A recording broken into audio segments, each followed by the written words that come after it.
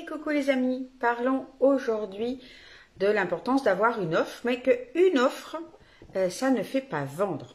Je voulais parler de ça aujourd'hui. On est dans le grand défi, on est dans le grand défi 87, je crois. Donc on va parler aujourd'hui de cette offre où moi je rencontre beaucoup de personnes qui ont ou plusieurs offres, et puis se rendre compte qu'au final, ok, elles ont une offre, mais comment elles font pour attirer des clients? C'est qu'il y a une offre, mais il n'y a rien, il n'y a pas forcément de clients en face.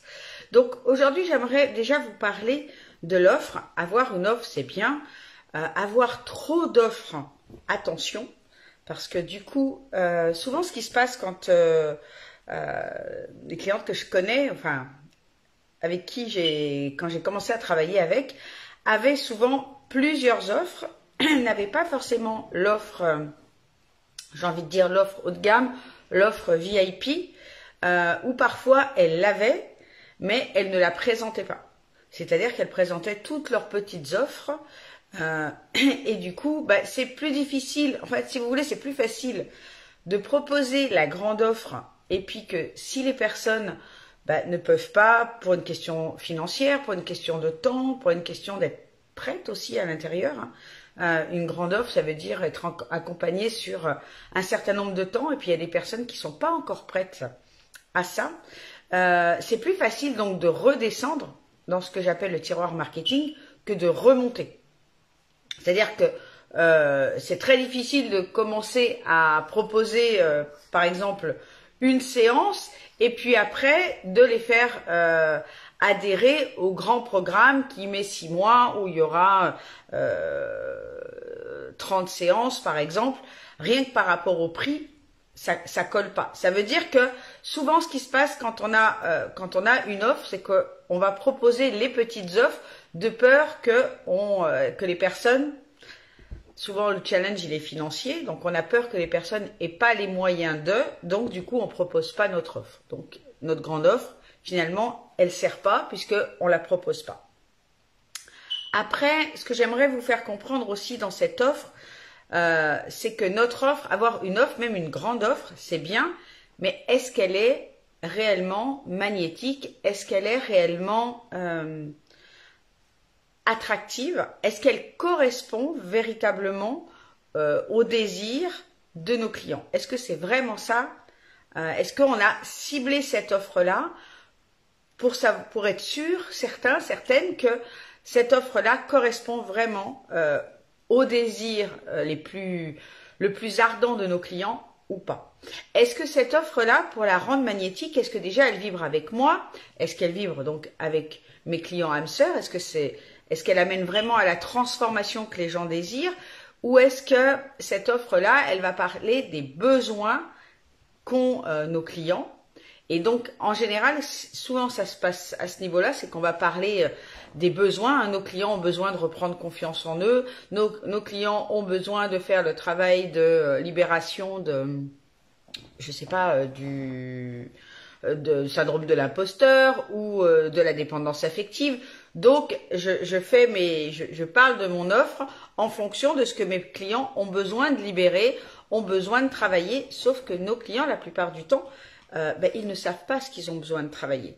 Ils ont bien une notion qu'ils ont une problématique, mais souvent, ce qu'ils ont envie, c'est soit de régler leur problématique, soit d'atteindre un désir, une situation, un état changé, mais ils n'ont pas d'envie particulièrement de résoudre ça, ça et ça, parce qu'ils ne savent même pas, pour la plupart, qu'ils ont besoin de passer par ces étapes-là pour atteindre ce grand désir, pour enlever leurs problèmes. Donc ça, c'est la première, on va dire, une chose importante de comprendre, c'est j'ai une offre, oui, mais est-ce qu'elle est vraiment magnétique? Est-ce qu'elle correspond vraiment à ce que mes clients désirent? Dans une offre, il y a plein de paramètres, notamment est-ce que c'est facile pour eux, est-ce que ça va leur permettre de gagner du temps, de gagner de l'énergie, Ça, c'est des choses, des notions importantes. Est-ce que ça leur apporte de la sécurité? On a parlé un petit peu ces derniers jours dans le grand défi des leviers d'achat. J'y reviendrai parce que j'ai pas terminé. Mais est-ce que ça vient actionner les différents leviers d'achat? Tout ça, ça doit se situer évidemment dans notre offre. Donc, une offre magnétique, une offre exceptionnelle, elle doit actionner les différents leviers d'achat et elle doit proposer le plus grand désir ou enlever le plus grand problème de notre client.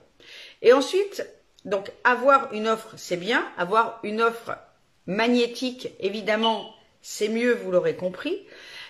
Et ensuite, eh bien oui, avoir une offre, ça ne me permet pas d'avoir des clients. Ça veut dire que derrière, qu'est-ce que j'ai mis en place comme stratégie pour avoir un process pour attirer des clients de façon régulière? Est-ce que, par exemple, souvent ce que je rencontre, c'est des personnes qui ont fait ce travail d'avoir une offre, donc des fois seule, parfois des fois avec un coach, d'avoir une offre et ensuite elles créent leur site internet. Ok, super. Sauf que le site internet, si personne connaît ce site-là, qui va aller le visiter? Ça veut dire que le site internet, il faut faire un travail de référencement. Ça veut dire soit on sait faire, soit il faut prendre quelqu'un qui fait un gros travail de référencement pour que lorsque les personnes cherchent sur Google, puissent trouver votre site internet. Donc ça, c'est un peu de travail, ça demande un petit peu de temps aussi. Donc c'est une technique, ça veut dire que les gens, voilà, on part sur le principe que les gens vont taper sur internet pour chercher une solution à leur problème, ce qui est pas le cas de tout le monde. Ensuite, donc ça c'est une première façon de faire, mais souvent ce que je rencontre, moi, c'est donc des personnes qui ont leur offre, qui ont un site internet, qui ont leur carte de visite, et puis là, elles se retrouvent sur les réseaux en ne sachant absolument pas quoi faire pour justement attirer des clients. Donc l'idée, c'est de comprendre que votre offre, évidemment qu'il en faut une, sinon vous n'avez rien à proposer, hein, rien à vendre, rien à transformer. Mais une fois que cette offre est faite, quel est votre processus? Comment sur les réseaux ou autour de chez vous, peu importe, vous n'êtes pas forcément obligé de ne privilégier que les réseaux. Vous pouvez aussi avoir envie de travailler les deux, c'est mon cas d'ailleurs. Bon, objectivement, je travaille beaucoup plus sur les réseaux que en présentiel, mais je le fais quand même. Et c'est de trouver la stratégie qui vous correspond le mieux, le réseau social ou les deux réseaux sociaux qui vous correspondent le mieux. Ça sert à rien de chercher à être sur LinkedIn, sur Facebook, sur Insta, sur TikTok, sur Telegram, etc. À un moment donné, on s'épuise. En tout cas, si on est solopreneur, c'est juste pas possible de vouloir être sur tous les réseaux. À un moment donné, vous allez droit au burn-out, hein, parce que votre travail principal n'est pas forcément que de vendre, c'est aussi d'accompagner vos clients. Je pense que c'est ça. Si vous faites des produits, votre travail principal, c'est de faire la fabrication de vos produits, on est bien d'accord. Mais pour autant, en tant que solopreneur, eh bien, on va dire qu'un solopreneur, il est multicasquette. Il va être à la fois le coach, le thérapeute, mais à la fois aussi le chef d'entreprise qui va être en charge, eh bien, de créer ce réseau, d'attirer des personnes. Tant que, alors aujourd'hui, vous ne pouvez pas déléguer ça à d'autres personnes, tant que peut-être vous n'avez pas encore les moyens financiers de le faire, eh bien, moi, je vous invite vraiment à vous pencher sur la question de quel est le réseau ou les deux réseaux sociaux sur lesquels j'ai envie de travailler et quelle est la stratégie que je vais utiliser. Okay, parce que voilà, il en existe plein. Il y en a pas, j'ai pas envie de dire que il y en a une qui fonctionne mieux qu'une autre. Je ne crois pas à ça. Je crois que vraiment il existe une multitude d'entrepreneurs et une multitude de façons de faire du business. D'attirer des clients, d'être visible, etc. Chacun va avoir déjà son style et chacun va avoir sa stratégie qui lui correspond le mieux. Je vous donne un exemple. Vous pouvez ne pas être à l'aise face à une caméra, Donc du coup, ben, ça va être quelque chose que peut-être vous allez développer d'ici quelques temps, le temps de vous acclimater, de sortir de votre zone de confort et d'y aller tranquillement. Mais peut-être que ça va être d'autres moyens. Ça va être par des posts, par des carousels. Voilà, ça peut être des vidéos où vous n'êtes pas face à la caméra, mais plutôt en montrant des images. Peu importe. L'idée, c'est de comprendre que une offre, ça ne suffit pas, qu'il faut aussi une stratégie derrière, une stratégie marketing, de savoir comment je me fais connaître, comment je vais toucher ma cible, comment je vais partir à la rencontre de mes clients âmes sœurs et comment je vais leur donner envie de venir vers moi, de travailler avec moi, de venir dans mes ateliers, de prendre une formation, de prendre un accompagnement, etc. Okay. Donc, une offre, c'est bien. Plusieurs offres, c'est bien aussi. Attention à ne pas trop avoir d'offres. Pourquoi? Parce qu'après, à un moment donné, les personnes risquent de ne pas savoir quel choix faire. Donc, quand on a trop de choix, eh bien, le choix tue le choix et qu'au final, les prospects, ben, ils hésitent, ils savent pas trop, ils n'ont pas un gros coup de cœur parce que tout se ressemble un petit peu et voilà. Et du coup, ils risquent de partir. C'est ça aussi, bien comprendre qu'en 2023, depuis un certain nombre d'années déjà, mais plus on avance dans les années, plus le temps d'attention est limité. C'est-à-dire que les personnes, ils ont des parasites de temps de partout, sur les réseaux, dans leur vie, etc. Et que pour voir si un produit leur correspond, ils n'ont pas beaucoup de temps. Donc, plus vous allez avoir de produits, mettons, sur votre site internet, sur les pages de vente, etc., plus vous allez créer de la confusion et vos prospects risquent de partir avant même d'avoir fait un choix d'une offre, d'un produit chez vous. Donc ça c'est le cas notamment pour, je dirais, des produits d'accompagnement, des stages, etc. Ce qui n'est pas le cas, par exemple, sur sur des produits comme des fringues ou de la décoration, où là, au contraire, les gens ont besoin d'avoir du choix pour naviguer et faire leur choix, justement. Okay. Donc, bien comprendre que il va falloir, si vous avez une offre, trouver votre canal de diffusion, votre processus de transformation. Processus de transformation, c'est comment j'attire des clients et comment je les transforme comment j'attire des prospects, pardon, et comment je les transforme entre guillemets en clients, comment eux ils viennent me trouver et comment je les amène à faire le choix prendre la décision de travailler avec moi, d'acheter un de mes produits, etc. Donc une offre c'est bien, mais il va falloir réfléchir à quelle est cette stratégie. Et je vous invite encore une fois à pas multiplier non plus les stratégies. Comme on l'a vu tout à l'heure par rapport aux réseaux sociaux, moi je vous conseille 1 ou 2 réseaux sociaux, mais pas 5 ou 6 parce que vous allez vous perdre à vouloir faire trop de choses. Okay, vous n'allez plus être dans votre cœur de métier et puis vraiment, vous risquez le burn-out à faire ça. Et ben, c'est exactement pareil pour vos stratégies. Si vous choisissez un réseau social, bien, je vais vous inviter peut-être à aller sur 1, 2 stratégies maximum. Okay. Il faut que ces stratégies soient, si possible, qu'elles puissent se recouper pour que elles amènent tous au même endroit. Par exemple, si vous avez créé votre site internet et que sur votre site internet, vous avez vous pouvez avoir plusieurs possibilités, soit des choses à acheter directement, soit peut-être un téléphone ou un lien pour prendre rendez-vous avec vous. Okay. Ça veut dire que votre réseau de communication, ce que vous allez mettre en stratégie, eh bien, toutes vos stratégies doivent conduire à votre site internet, par exemple. Et si vous n'avez pas de site internet, eh ben, vous allez les conduire ailleurs, sur un numéro de téléphone, sur une page de présentation où il y a votre numéro de téléphone. Enfin voilà, des stratégies, il y en a plein, mais l'idée c'est qu'elles soient harmonieuses et qu'elles conduisent toutes au même endroit. Donc, une offre, c'est bien. 2, 3 offres, c'est mieux, parce que surtout, ça va vous aider à ne pas perdre vos clients s'ils n'achètent pas votre grosse offre. Et si vous avez que des petites offres, je vous invite à créer une grande offre. Parce que pourquoi? Parce que si vous avez que, mettons, souvent ce que je rencontre, c'est des personnes qui ont des séances, voilà.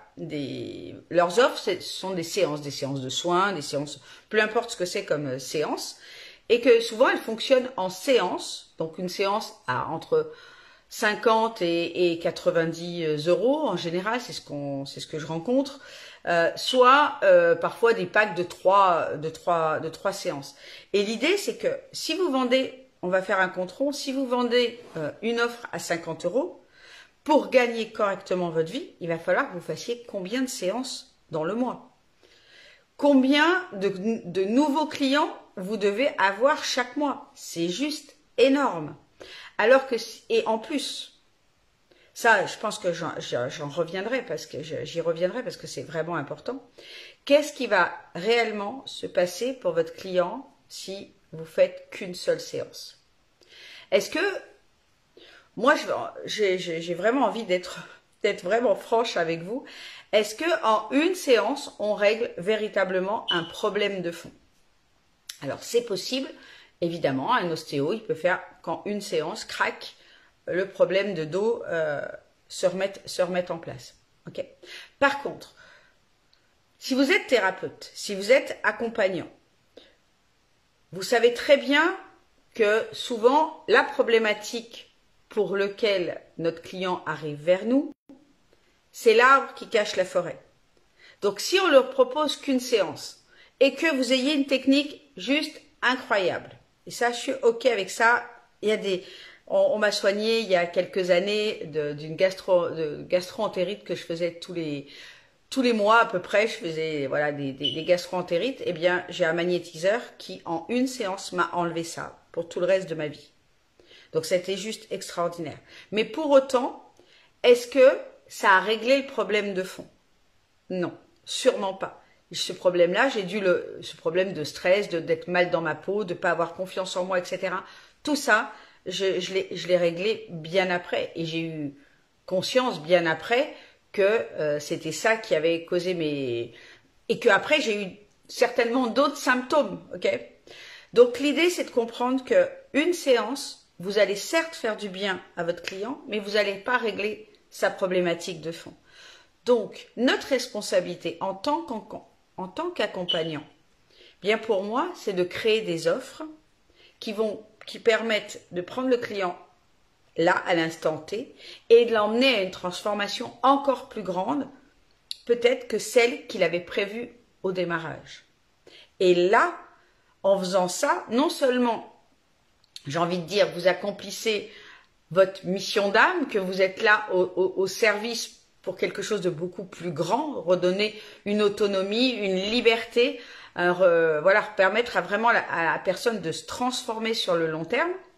Et en plus, eh bien, en proposant cette grande offre qui va être bénéfique pour votre client, mais elle va être aussi bénéfique pour vous. Pourquoi? Parce qu'elle va asseoir le bouche à oreille, c'est-à-dire que vous allez être reconnu pour quelqu'un qui transforme vraiment profondément les gens. Vous allez pouvoir trouver une expertise au travers de ça. Et puis aussi, pour votre entreprise, le fait de vendre un grand accompagnement sur 3 mois, 6 mois, 9 mois, des fois il y a des accompagnements qu'on peut même proposer sur 1 an, ok? Eh bien, le tarif, il va pas du tout être le même et qu'au final, dans votre mois, bien, vous aurez besoin d'avoir beaucoup moins de clients pour gagner correctement votre vie. Donc, c'est tout le monde qui y gagne. Ça va être beaucoup plus facile de trouver un client qui sera prêt à investir, mettons, je sais pas, 2000 € pour un accompagnement sur 6 mois, 1 an, peu importe, que de trouver 100 clients, enfin pas 100 clients, mais 50 clients à 50 €. Et encore, on ne gagne pas du tout la même somme. Est-ce que vous êtes OK avec ça? C'est vraiment important de comprendre que d'avoir une offre magnétique, une offre vraiment haut de gamme. Ça va vous permettre non seulement d'apporter des résultats qui vont être juste exceptionnels pour votre client. Pour vous, ça sera aussi, j'ai envie de dire que quand on voit nos clients se transformer sur du long terme, quand on voit vraiment l'avant, l'après, pas juste le petit bobo qui est résolu, parce qu'on va pas se mentir, si on vient, c'est pas mon créneau, mais imaginons par exemple, dans mon créneau à moi, imaginons que j'accompagne quelqu'un juste à créer, voilà, à faire un super post qui cartonne, qui lui permet d'avoir un client. C'est super. Elle a sa première cliente, mais ça ne veut pas dire que derrière, parce que c'est souvent ce qui se passe, c'est que derrière, c'est un travail de fond et qu'il faut continuer. Il faut aller encore plus en profondeur. Donc, avoir une cliente, si je permets à une cliente d'avoir une cliente, c'est déjà super.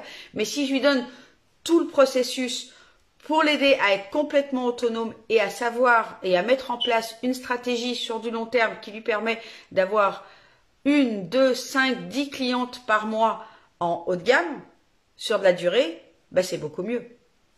Et vous, c'est pareil. Si vous êtes un thérapeute, vous allez venir soigner, faire un soin pour soulager un mal de dos. La personne repart sans son mal de dos ou 2 jours après, le mal de dos a disparu. Mais si il retrouve son mal, s'il récupère son mal de dos parce que le problème de fond n'a pas été vraiment traité et que dans 1 mois ou dans 15 jours, il a de nouveau mal au dos, qu'est-ce qui va se passer?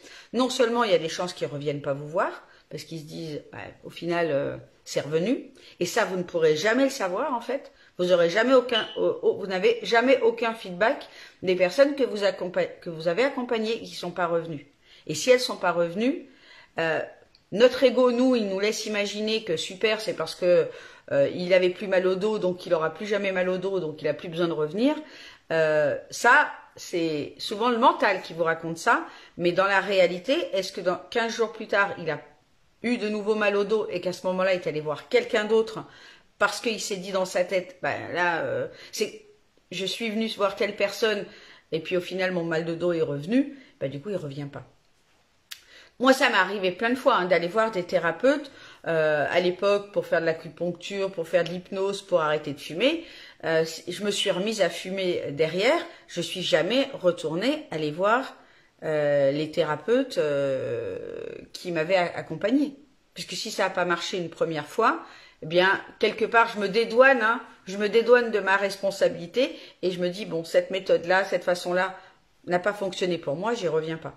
Et pour autant, peut-être qu'en sortant de la séance et que j'ai fait le feedback à la personne en lui disant, super, j'ai arrêté de fumer, ça a peut-être duré 3 jours, 1 semaine, 1 mois, mais je vais pas la rappeler dans 1 mois pour dire, je sais pas pourquoi, la séance n'a pas fonctionné, ça ne fonctionne plus, je me suis remise à fumer. Tout ça, c'est pour vous expliquer un petit peu l'importance de créer des accompagnements sur du long terme, de sortir de l'accompagnement à la séance. Okay. Après, sur des packs de quelques séances, ça peut être l'occasion de commencer déjà un travail un peu plus en profondeur et de créer la confiance avec la personne qu'elle ait ensuite envie de continuer. Et c'est à nous aussi de lui dire, je pense qu'il y a peut-être besoin d'un travail plus en profondeur sur ça, ça et ça. Et après, elle est libre de le faire ou de ne pas le faire. Mais en tout cas, ça permet déjà de créer un certain contact. Ça permet certainement d'avoir un peu plus de résultats sur un pack de séances plutôt que sur une seule séance. Dites-moi un petit peu en commentaire comment ça résonne pour vous, cette manière de comprendre les choses. En tout cas, l'idée, c'est une offre, c'est bien. Avoir un petit tiroir marketing, c'est mieux. Ça permet vraiment de pouvoir continuer et de proposer différentes choses à nos clients s'ils ne sont pas encore totalement prêts à aller sur de l'accompagnement à long terme. Et surtout, je voulais vraiment vous permettre de comprendre qu'une offre, ce n'est pas un tunnel de vente, ce n'est pas un processus d'acquisition de clients et que souvent on se retrouve démuni lorsqu'on a notre offre et au final on ne sait pas la vendre, on ne sait pas comment attirer des clients et de façon régulière, c'est-à-dire tous les mois attirer de nouveaux clients. Comment je me fais connaître Donc voilà, une offre c'est bien, mais ce n'est pas un tunnel de vente, ce n'est pas une stratégie, un processus d'acquisition de clients et de bien faire la différence entre les deux. Donc c'est super d'avoir une offre, mais malheureusement dans notre business, ça ne fait pas tout et qu'en tant que solopreneur, eh bien on a le devoir, parce que ça ne peut pas être autre chose, d'être aussi le commercial, entre guillemets, de son entreprise. Il n'y a aucune entreprise au monde qui ne peut se passer de la section vente. Okay? La vente, c'est la différence entre une association ou entre une passion, un hobby et une activité. La vente, c'est ce qui permet de transformer un client, un prospect en quelqu'un qui se fait accompagner, qui paye, et c'est le carburant de l'entreprise. Et la vente, ça n'a pas obligé, on n'est pas obligé de voir ça comme quelque chose, oh, mon Dieu, au secours, il faut que je me vende. On se vend tous les jours en réalité. On se vend depuis qu'on est enfant, on se vend. Hein, la vente, c'est juste la différence entre c'est une monnaie d'échange quelque part la vente. C'est le déclic de comprendre que si je veux ça, eh bien moi je dois énergétiquement je dois donner quelque chose. Nous, ça nous pose aucun problème d'acheter. Vous achetez tous les jours, vous achetez certainement des accompagnements, vous achetez des objets, vous achetez de l'alimentation, on achète tous les jours. Donc si nous c'est ok d'acheter, et que peut-être vous n'aimez pas une certaine forme de vente, personne ne vous oblige à faire de la vente pushy, à faire de la vente qui énergétiquement ne correspond pas à votre façon d'être. La vente, ça peut être totalement éthique, totalement bienveillant. La vente, c'est juste, je donne mes dons, mes talents, mes compétences en échange de la monnaie d'échange actuelle, c'est-à-dire l'argent. Okay? C'est juste ça. Et quand on propose un produit de qualité, un accompagnement de qualité, la personne en face de nous n'a aucun problème à payer. C'est juste normal. Et ce qui ne l'est pas, et là on ne s'adressera pas du tout à ce type de personnes-là, qui recherchent de la thérapie gratuite, qui se disent « Ah bah oui, mais cette personne-là, elle a un don de magnétisme, elle a un don de voyance, elle a un don de quoi que ce soit, et ça doit être gratuit. » Non. Parce que dans notre activité, quelle que soit l'activité, soit on monnaie un don, soit on monnaie une compétence, un talent, une compétence. Et le don, pour la plupart des personnes, il s'est aussi développé. C'est quelque chose qui s'est développé avec le temps et que c'est ok d'avoir une monnaie d'échange avec ça. Mais la vente, c'est vraiment quelque chose sur lequel on doit être fluide. C'est vraiment, je sais à quel point, surtout dans le domaine du bien-être, ça peut être quelque chose de crispant. Si c'est le cas, je vous invite vraiment à faire un travail de libération au niveau de la vente, au niveau de l'argent. Ça, c'est vraiment un travail que je fais notamment dans le processus de spirale de lumière, parce que tant qu'on est contracté avec l'énergie de l'argent et avec l'énergie de la vente, au final, effectivement, ça va être très difficile de se développer, parce que il y a comme quelque chose qui énergétiquement nous bloque. On n'a pas envie de passer pour une mauvaise personne parce qu'on pense que l'argent ou la vente, c'est quelque chose qui a une connotation mauvaise. Et donc, eh bien, du coup, on n'arrive pas à vendre parce que dans notre tête, on se dit qu'on est en train de faire quelque chose de mal. Donc, je vous invite à réfléchir à tout ça. Mais en tout cas, l'idée, c'est de comprendre qu'il faut une offre, mais aussi, il faut aussi un processus pour attirer les clients et un processus de vente. Voilà, tout simplement. Tout ça, j'y reviendrai pas tout de suite. Toutes les capsules pour la vente seront dans quelques temps encore. Là, on va continuer sur les leviers d'achat et on va bientôt parler dans le grand défi gratuit de comment construire une vraie belle offre magnétique. Je vous embrasse tout fort et je vous souhaite une magnifique journée. Ciao, ciao!